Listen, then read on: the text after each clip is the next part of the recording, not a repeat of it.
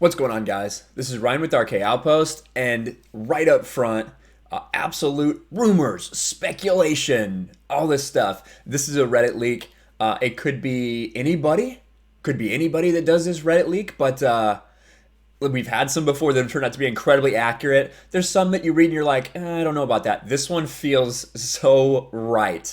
This one feels so right, and it's about the Rise of Skywalker, about the production insanity behind it. The sides are clear now. JJ Abrams versus Disney Lucasfilm, and I'm just gonna read it all for you guys.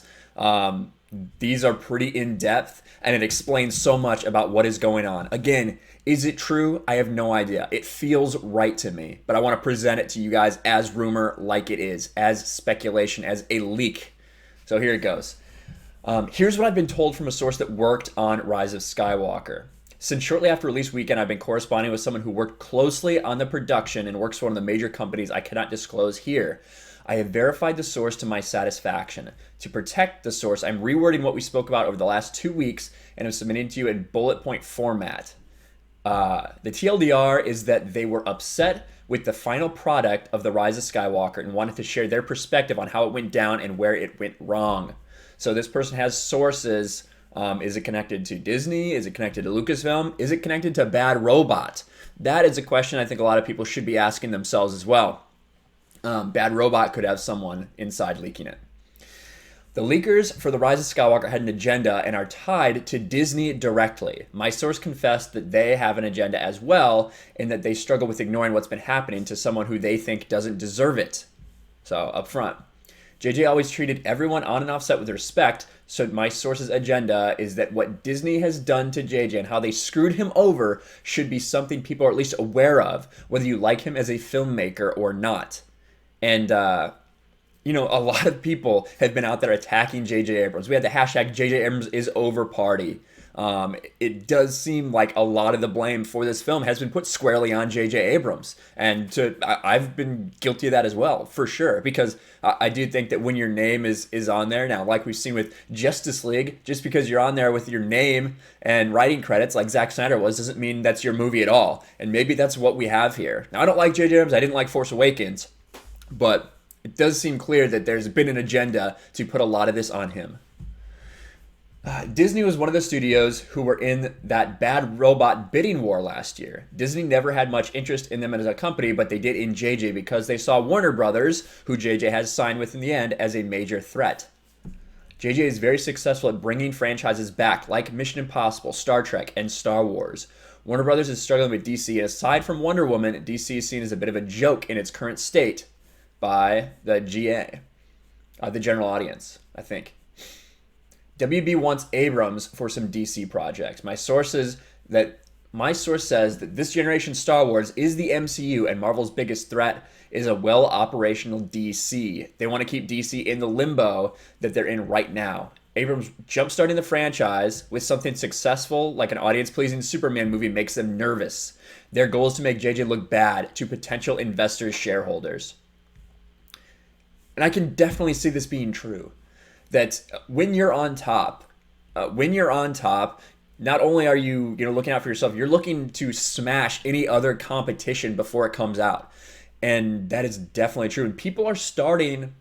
It's not really Marvel fatigue. It's just they're kind of done with it, and they're looking for something. They're looking for something different, maybe because all the characters they care about have kind of gone away. Now they're introducing these new characters that people don't have this dedication towards when it comes to Marvel. So I do think DC has a huge opportunity. If JJ Abrams is the right person for that, I don't think so. But that mindset is definitely true. My source mentioned this shortly after premiere. The Rise of Skywalker we saw last night was not the Rise of Skywalker we thought we worked on. All these cuts we've heard about, all these different cut up parts. Maybe there's some truth to that. Who would have thought? JJ was devastated and blindsided by this. He's been feeling down the last 6 months because some of the ridiculous demands Disney had that changed his movie's story. While the scenes were shot, a lot of the changes were made in post-production and the audio was re-recorded and altered. My source said they've never seen anything like this happen before. He's the director, and he wasn't in the know about what they were doing behind his back. Jesus. Apparently, JJ felt threatened over the month leading up to the premiere. That is pretty shocking. He's definitely been threatened after the premiere. You got crazy Raylos out there. I covered that a little bit yesterday. You have crazy Raylos who want to literally kill JJ Abrams because of what he did with the story. And he felt threatened over a month leading up to it. That is insane.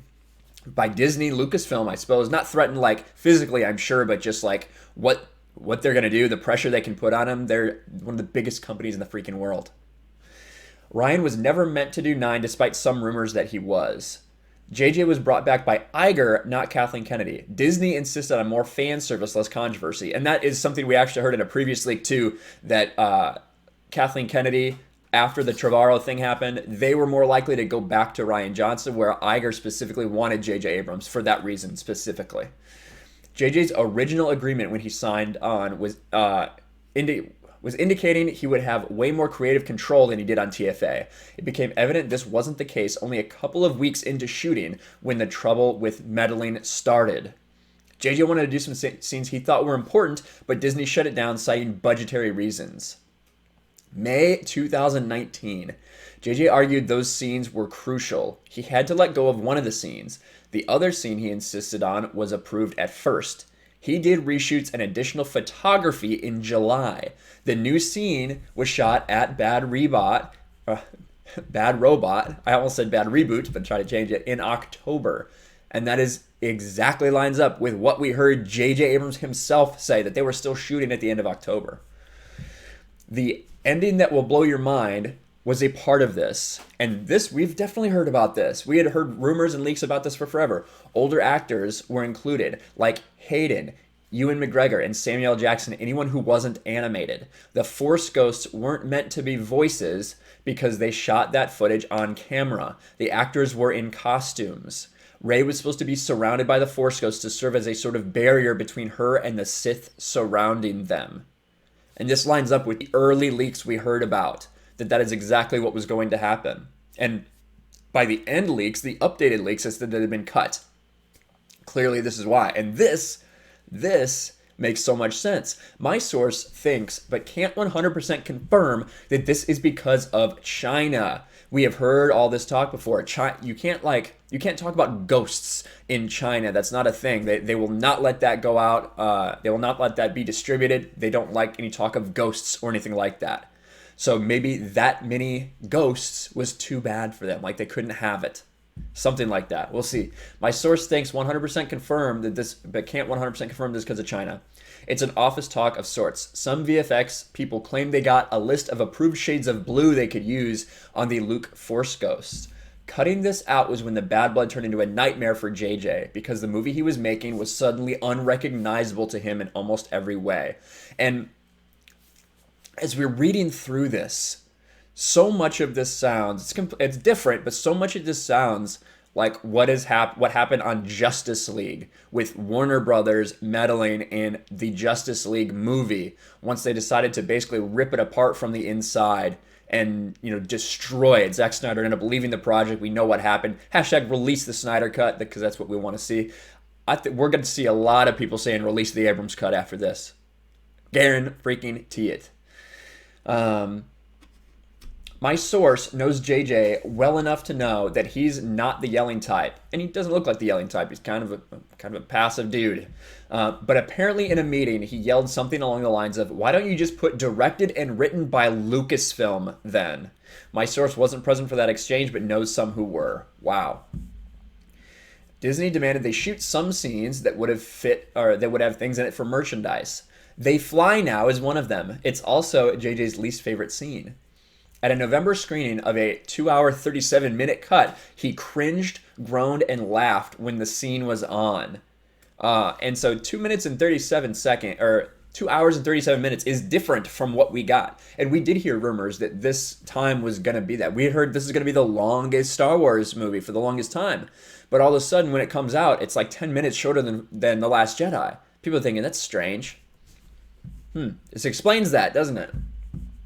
My source says that JJ was most likely not joking when he said, "You're right," in the interview where they asked him about TROS criticism.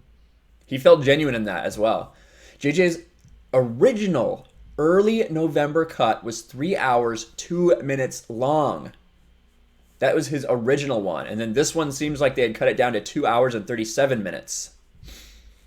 In January, JJ suggested they turn this into 2 films. My source told me this well before Terrio mentioned an interview a couple days ago. When Disney said no, JJ was content on making this 3 hours long. God, this seems so similar, doesn't it? Justice League, Warner Brothers, Zack freaking Snyder.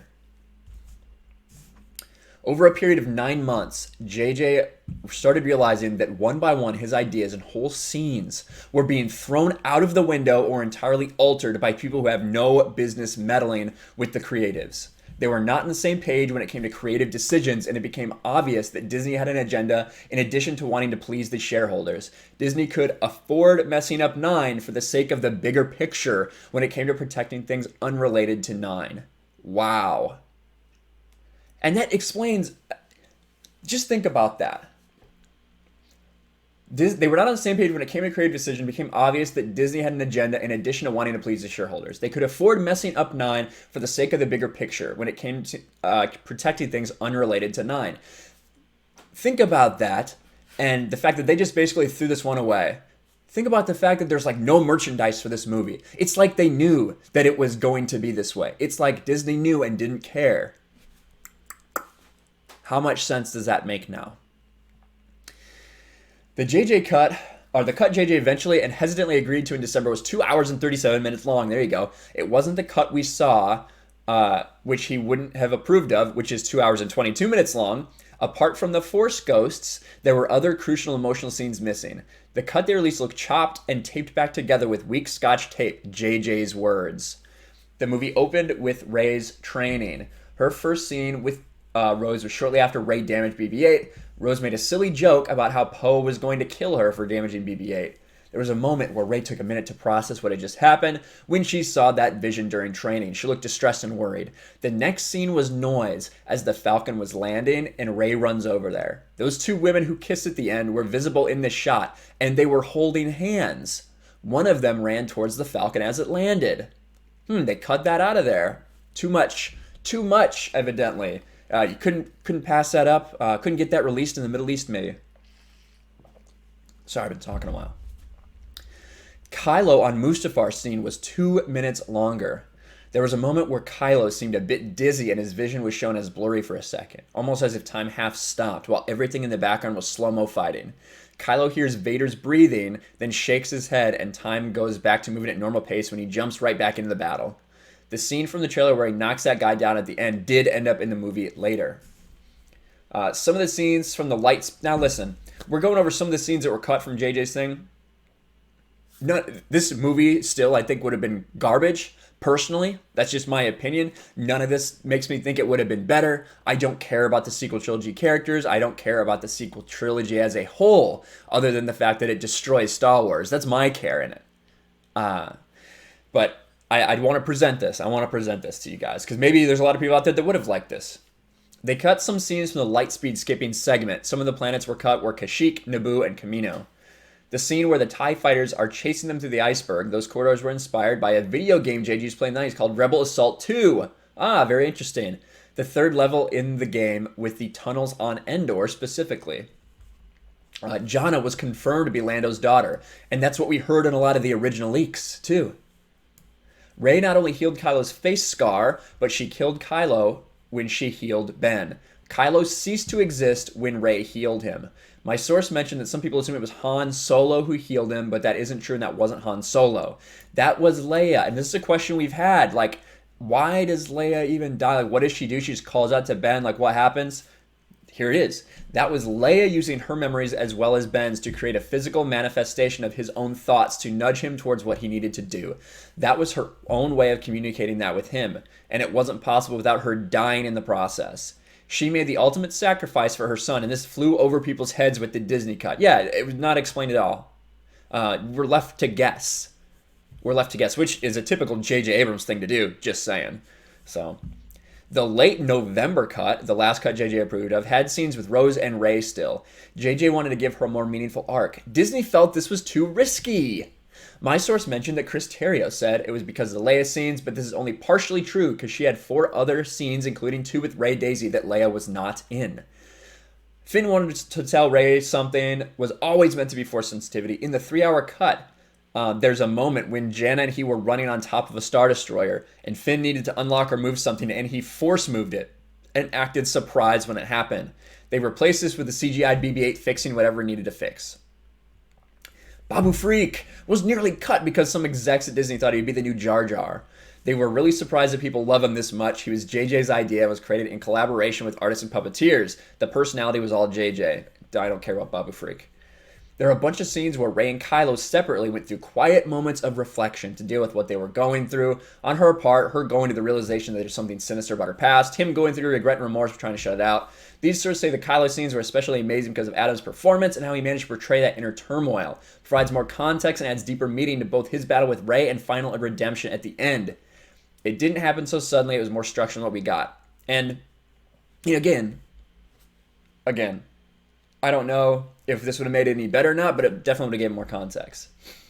The Kylo Rey scene where it has at least 4 minutes longer with more dialogue. Ben was always supposed to die. Source also added that if he wasn't, then it might have been in an earlier draft, which I hadn't read. The first draft they read included Lando, the first few didn't. The Rey kiss and Ben's death were not part of the reshoots, part of the re-editing. And even the cut that JJ thought was coming out earlier this month had a longer version of that scene than what was shown in theatrical cut. JJ was against the Reylo kiss, or Reylo in general. This is where Disney's attempt to please both sides of the fandom. Wow. Turns out you just pissed off both sides. Great job, Disney. And we've heard JJ say some things that makes it sound like he does not like Reylo. So JJ was not happy with where TLJ took the story. The final result's a mix of that story and the story told by Disney and whoever they tried to impress. Certainly not the fans. JJ is gutted over the final result. Star Wars means a lot to him. He had to sacrifice large chunks of his story in TFA, but he was promised more creative control. Instead, the leash they had on him was only tightened as time went by. A source said this is the one franchise and the one piece of work that he didn't want to mess up and instead turned into his worst nightmare. When he found out that he was blindsided with the cut they presented, he said, "What the fuck?"